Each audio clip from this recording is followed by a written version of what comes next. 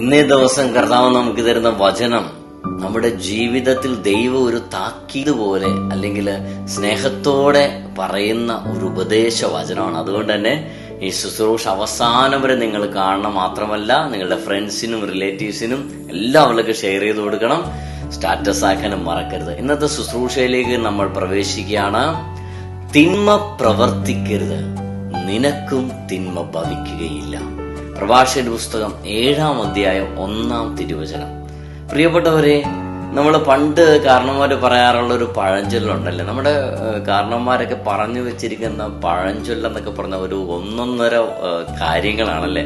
കൊടുത്താൽ കൊല്ലത്തും കിട്ടും. അങ്ങനെ ഒരു കാര്യം നിങ്ങൾ കേട്ടിട്ടുണ്ടോ? കൊടുത്താൽ കൊല്ലത്തും കിട്ടും. അതായത് നമ്മൾ എന്ത് ചെയ്യുന്നു അത് നമുക്ക് തിരിച്ചു കിട്ടും.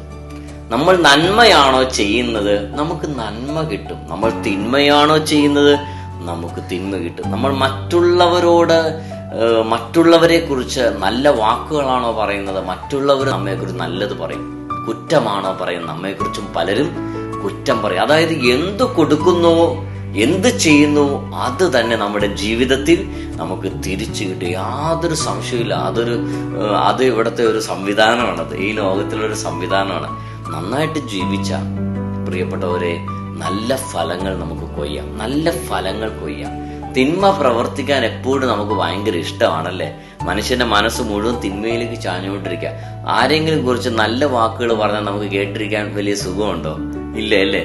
നമ്മളപ്പോ തന്നെ സമയമായി, എനിക്ക് ഇത്തിരി തിരക്കുണ്ട്, പിന്നെ കാണാന്ന് പറഞ്ഞു. ഇനി ആരെങ്കിലും കുറിച്ച് നമ്മോട് കുറ്റം പറയുകയാണെങ്കിലോ നമ്മൾ അതെല്ലാം മറക്കും. നമുക്ക് പോകേണ്ട സ്ഥലം പോലും മറക്കും. 1 മണിക്കൂറോ 2 മണിക്കൂറോ നീ കുറ്റം കേട്ട് കുറ്റം പറഞ്ഞ് നമ്മൾ നമ്മുടെ സമയം കളയും. അവസാനം നമ്മൾ സമയം നോക്കിട്ടോ, ഇനി അവിടെ പോയിട്ട് യാതൊരു കാര്യമില്ല. കണ്ടോ?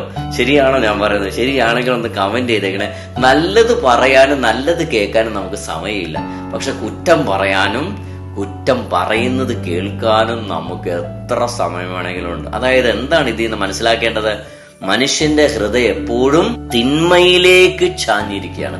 തിന്മ പ്രവർത്തിക്കരുത്, നിനക്കും തിന്മ ഭവിക്കുകയില്ല. അതുകൊണ്ട് നന്മ ചെയ്ത് നല്ലത് പറഞ്ഞ് മറ്റുള്ളവരെ വളർത്തുന്നവരെ നമുക്ക് ജീവിക്കാം, മുമ്പോട്ട് പോകാം. പ്രഭാഷകന്റെ പുസ്തകം 7-ാം അധ്യായം 1-ാം തിരുവചനം നമ്മുടെ എല്ലാവരുടെയും ജീവിതങ്ങൾ അനുഗ്രഹമായി മാറട്ടെ, അഭിഷേകമായി മാറട്ടെ. കർത്താവ് എല്ലാവരും സമൃദ്ധമായി അനുഗ്രഹിക്കട്ടെ.